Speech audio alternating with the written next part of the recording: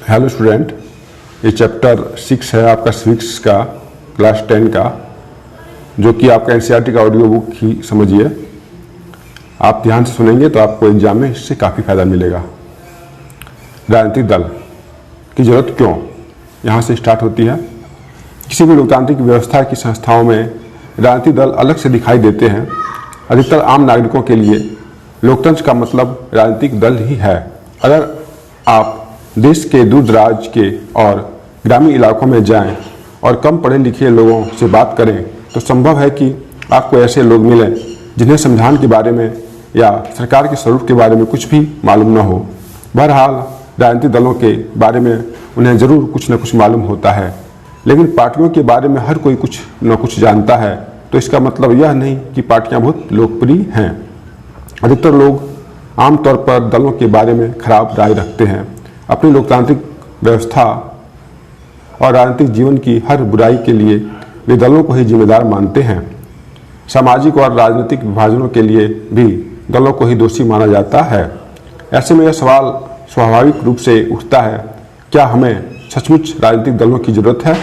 करीब 100 वर्ष पहले दुनिया के बस कुछ ही देशों में, और वह भी गिनती के राजनीतिक दल थे। आज गिनती के ही ऐसे देश हैं जहां राजनीतिक दल नहीं है। दुनिया भर के लोकतांत्रिक देशों में राजनीतिक दल इतने सर्वव्यापी क्यों हो गए? आइए सबसे पहले इस सवाल का जवाब दें कि राजनीतिक दल क्या है और वे क्या करते हैं। उनकी जरूरत पर चर्चा इसके बाद होगी। राजनीतिक दल का अर्थ क्या है?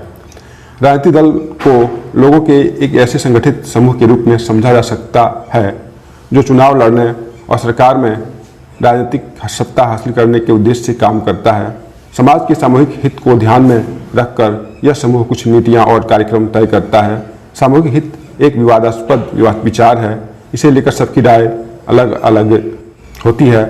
इसी आधार पर लोगों को यह समझाने का प्रयास करते हैं कि उनकी नीतियां औरों से बेहतर हैं। वे लोगों का समर्थन पाकर चुनाव जीतने के बाद उन नीतियों को लागू करने का प्रयास करते हैं। इस प्रकार दल किसी समाज के बुनियादी राजनीतिक विभाजन को भी दर्शाते हैं। पार्टी समाज के किसी एक हिस्से से संबंधित होती है, इसलिए उसका नजरिया समाज के उस वर्ग समुदाय विशेष की तरफ झुका होता है। किसी दल की पहचान उसकी नीतियों और उसके समाजी आधार से तय होती है। राजनीतिक दल के 3 प्रमुख हिस्से हैं: नेता, सक्रिय सदस्य और अनुयायी या समर्थक।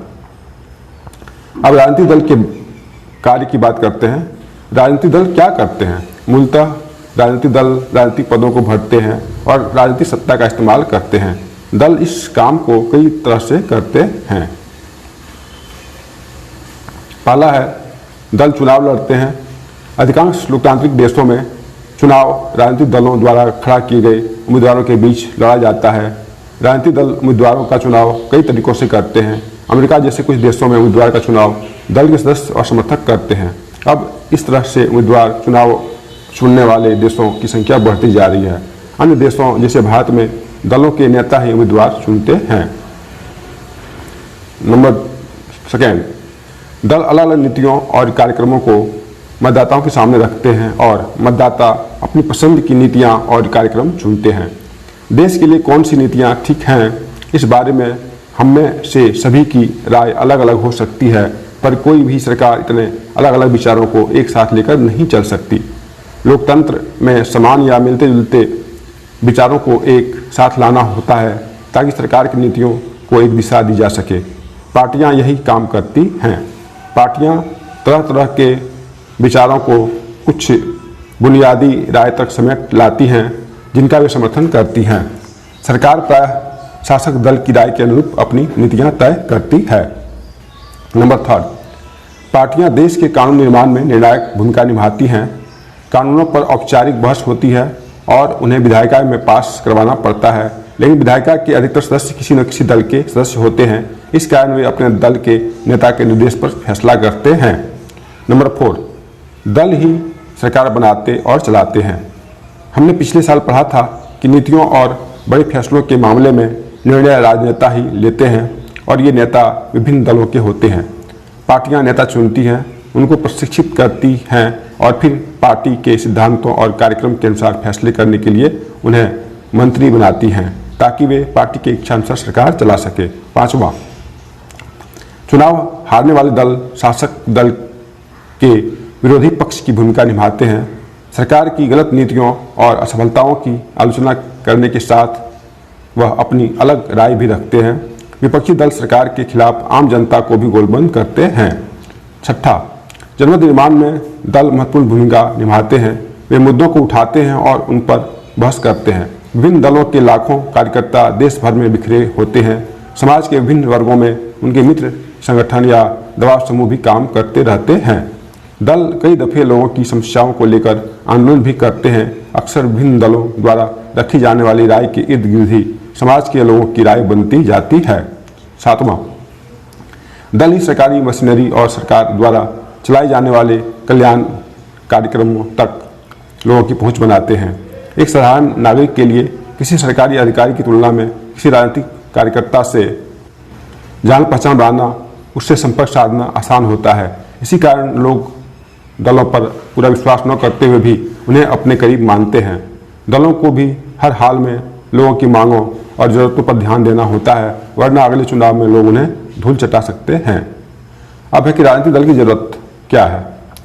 दलों के काम की इस सूची से उस सवाल का जवाब मिलता है जो इस खंड की शुरुआत में पूछा गया था।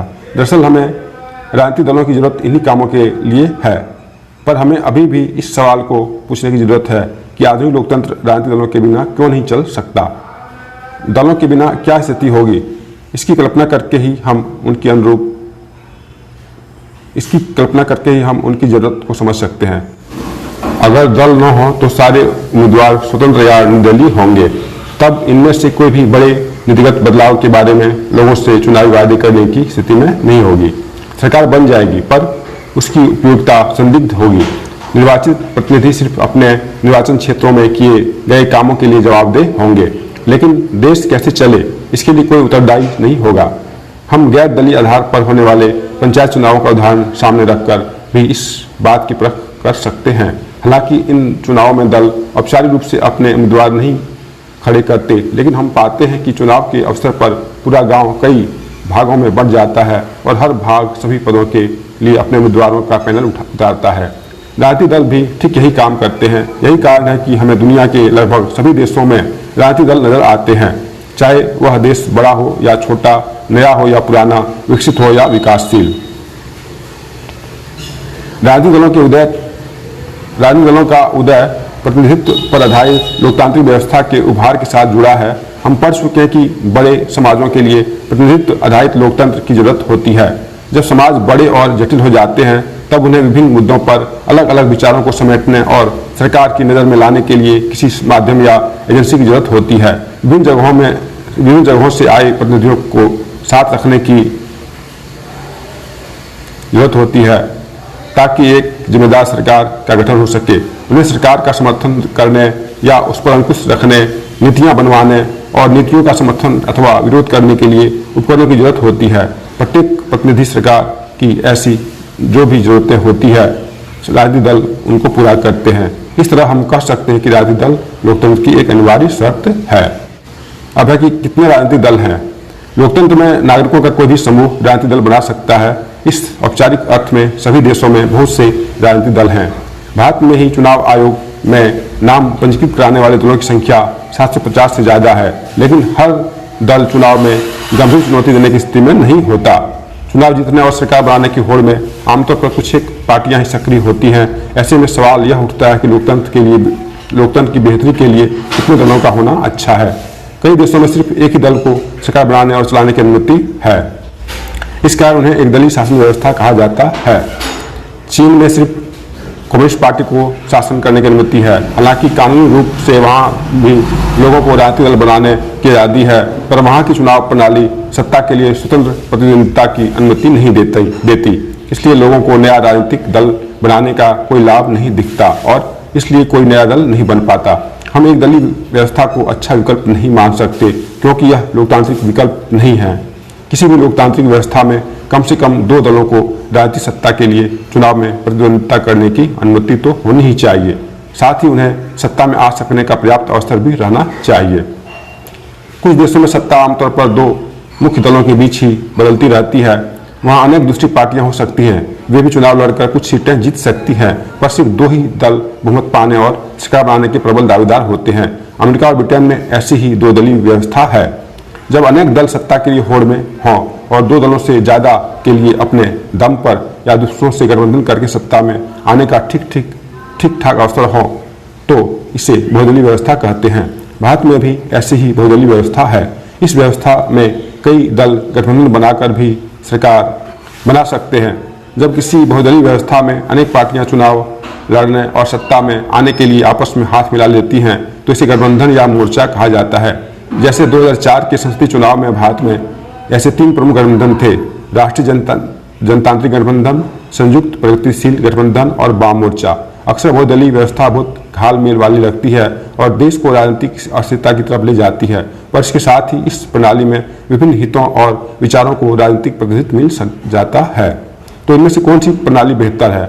अक्सर पूछे जाने वाले इस सवाल का संभवतः सबसे अच्छा जवाब यही होगा कि यह कोई बहुत अच्छा सवाल नहीं है। दलीय व्यवस्था का चुनाव करना किसी मुल्क के हाथ में नहीं है। यह लंबे दौर के कामकाज के बाद खुद विकसित होती है और इसमें समाज की प्रकृति, इसके राजनीतिक विभाजन, राजनीतिक का इतिहास और इसकी चुनाव प्रणाली सभी चीज़ें अपनी भूमिका निभाती हैं। इसे बहुत ही जल्दी बदला नहीं जा सकता। हर देश अपनी विशेष परिस्थितियों के अनुरूप दलीय व्यवस्था विकसित करता है। जैसे अगर भारत में बहुदलीय व्यवस्था है तो उसका कारण यह है कि 2-3 पार्टियां इतने बड़े मुल्क की सारी सामाजिक और भौगोलिक विविधताओं को समेट पाने में अक्षम हैं। हर मुल्क और हर स्थिति में कोई एक ही आदर्श प्रणाली चले यह संभव नहीं है।